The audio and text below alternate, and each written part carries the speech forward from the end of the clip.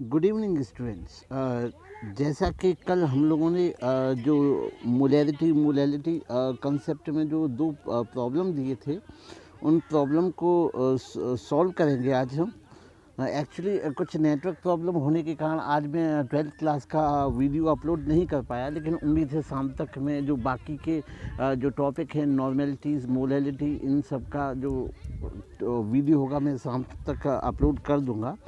तो जो सबसे पहले हम डिस्कस करेंगे, जो प्रॉब्लम थी उसमें आपके एक सॉल्यूशन में दो कंपोनेंट थे, जो कि अपना बाइनरी एक सॉल्यूशन था, जिसमें बेंजीन था 22 ग्राम और कार्बन टेट्राक्लोराइड था 122 ग्राम, जिसमें से हमको बेंजीन की मास परसेंटेज पूछी थी। बहुत सिंपल सवाल है।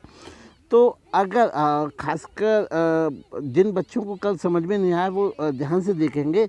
अगर बाइनरी सॉल्यूशन में दो कंपोनेंट में से किसी एक कंपोनेंट का अगर हमें मास परसेंटेज निकालना होता है, तो उसके लिए हम लोग mass of one component upon mass of solution, और सॉल्यूशन का तात्पर्य होता है कि आपका mass of solute plus mass of solvent, mass of solute upon mass of solvent, दोनों का करने के बाद में आपका मल्टीप्लाई कर देते हैं हम 100 से।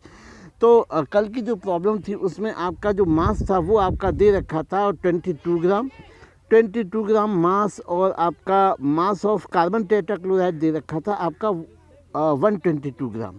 तो इस प्रकार से अगर हम मास ऑफ बेंजीन निकालेंगे, तो मास ऑफ बेंजीन निकालने के लिए आप बेंजीन का जो मास था वो आपका 22 ग्राम था, और 22 जो सॉल्यूशन होता है, जो बाइनरी सॉल्यूशन होता है, उसमें दो कंपोनेंट होते हैं, जिसमें आपका सॉल्यूट भी होता है और सॉल्वेंट भी होता है। तो सॉल्यूट कम होता है, तो इसलिए हमने 22 ग्राम हमने सॉल्यूट माना, और जो सॉल्वेंट है कार्बन टेट्राक्लोराइड, उसका मास गिवन था 122 ग्राम। इन दोनों का हमने सम किया, और सम करने के बाद हमको पाया कि आपका ये जो मास है वो आपका 144 आ गया।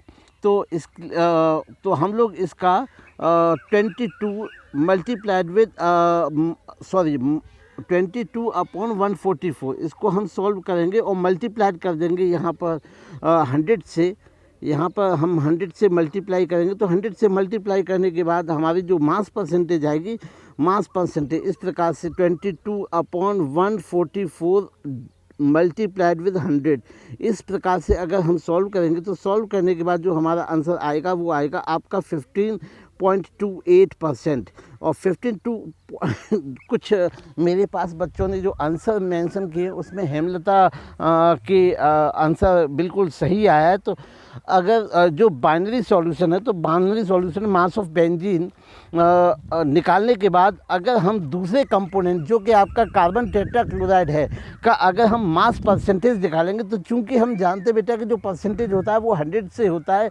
अगर 100 में से एक कंपोनेंट का अगर हमें परसेंटेज पता चल गया, तो हम दूसरे को ऑब्वियस ही बात है 100 में से माइनस करके ज्ञात कर सकते हैं। तो इस प्रकार से अगर हम mass of carbon tetrachloride, mass percentage of carbon tetrachloride अगर हमें ज्ञात करनी हो, तो हम 84 अपॉन 0.72 सब्सट्रैक्ट करने के बाद ये हमें आपका कार्बन टेट्राक्लोराइड, लेकिन क्वेश्चन में हमको केवल जो बेंजीन का था वही पूछा था। तो इस प्रकार से उम्मीद है बच्चों को समझ में आया होगा।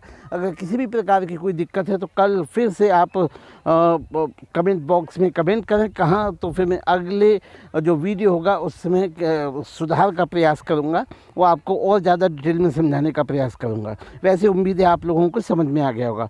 जो दूसरा सवाल था उसमें हमको कोबाल्ट जो नाइट्राइड था उसका आपको मोलैरिटी निकालनी थी। तो सबसे पहले जैसे मैंने तो आप लोगों को जो मोलर मास था वो उसका गिवन कर दिया था, लेकिन फिर हम निकालते हैं इसका जो मोलर मास है। तो सबसे पहले कोबाल्ट का 58.7 नाइट्रेट, तो 2, और नाइट्रोजन का 14 प्लस ऑक्सीजन 48 प्लस, इस प्रकार से 6 इंटू 18 ऑक्सीजन का हो गया। तो इस प्रकार से अगर हम ज्ञात करें तो 298 298 आपका आ जाता है molar mass of cobalt nitrite, जो कि आपके हाइड्रेटेड फॉर्म में है। अगर हम बात करें कि मोलैरिटी की, तो मोलैरिटी हम कहें कि mole upon volume in litre होता है।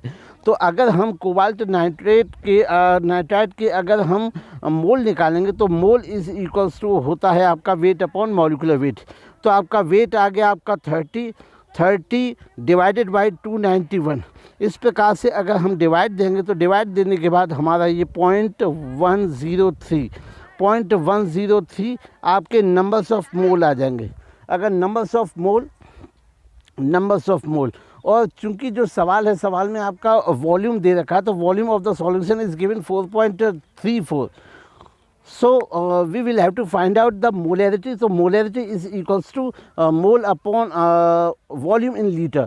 तो 0.103 मोल अपॉन 4.3 लीटर। तो इस प्रकार से अगर हम डिवाइड करेंगे तो डिवाइड करने के बाद जो हमारा आंसर आएगा वो आ जाएगा आपका 0.0424 मोल पर लीटर। तो उम्मीद है बच्चों ने, बहुत आसान सवाल थे, NCERT के सवाल थे, उम्मीद है सब बच्चों को आ गए होंगे। अगर नहीं आए हों तो कमेंट बॉक्स में कमेंट करें, मैं आगे इनको और ज़्यादा फिर एक्सप्लेन करने का काम करूँगा। ओके।